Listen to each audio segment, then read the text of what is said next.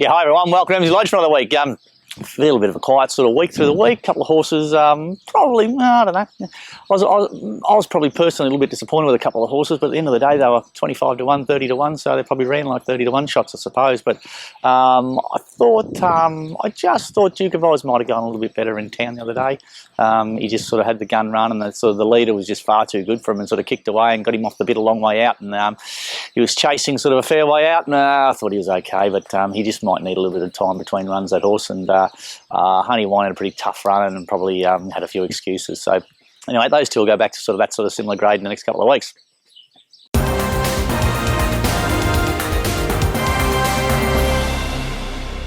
Okay, now runners this week. Not a lot of runners, but a couple of interesting ones.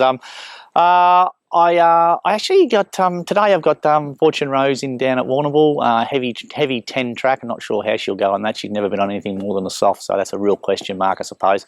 And same as no GST, so it could be absolute mugs or geniuses going down there today. But anyway, we'll see how they go. But heavy 10 at Warrnambool, tough race. Righto, so we've got nothing Friday. Saturday, also quiet. Sunday, now Geelong, Father's Day on Sunday, that's good. Happy Father's Day to all the fathers out there. Now, a little filly called Young Hostess. She's just had a couple of little hiccups, and we think we've got her right. She worked up beautifully this morning, so she's right to go back to there. Handles the rain affected going okay. 2,200 metres here at Geelong, dropping back down to 64 grade should help her. So she should bounce and be sort of in the first 4 or 5, and fitness isn't a query, so she should go okay there. Then we head off to... on Monday, head up to Benalla. Now, I'll take High Show up there, go straight to the 2,000 metres second up. No good wasting any runs with him. He's an absolute mile-and-a-half horse, so he ran, got a long way back in a 1,400 metre race first up, then sort of worked home and beat a couple of tired ones up the straight, so he can jump straight up to 2,000 metres where hopefully he can be sort of start to get pretty competitive.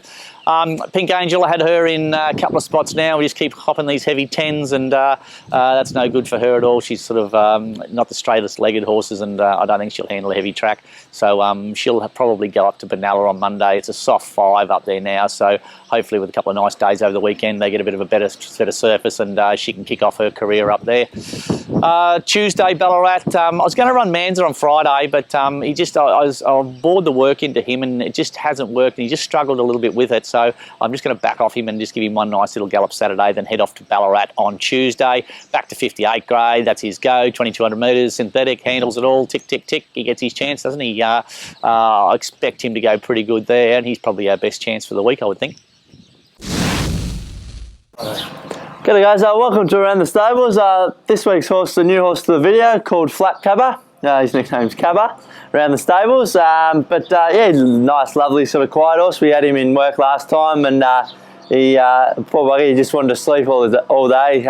He's pretty tired, and he's probably just a bit immature and just sort of, he wasn't ready to sort of be a racehorse yet, but he's had a good break and he's come back into work, and yeah, he's a much different horse. He's probably grown a hand, he's probably put on 100 kilos, and yeah, he's just sort of a different horse. He's still a quiet, sort of well-natured horse that he was before, but he's sort of just that bit stronger and a bit more mature. So he's been in work probably a couple of weeks now, so we'll sort of target him at sort of probably late in the spring, so we can get in the races then.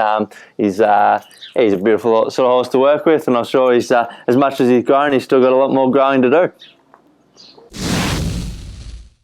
That's it for another week at Emsley Lodge. Thanks for watching.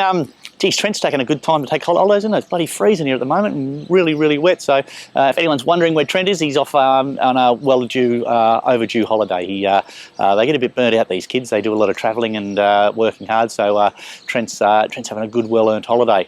Memsey Stakes Day.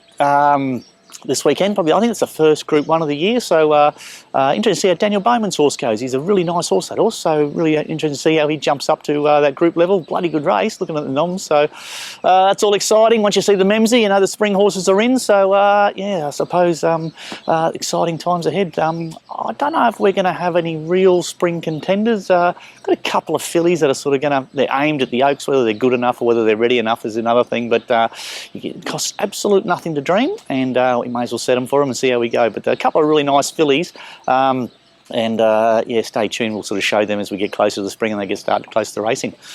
Until next week, see you later. Do you want them moving? What else have we got?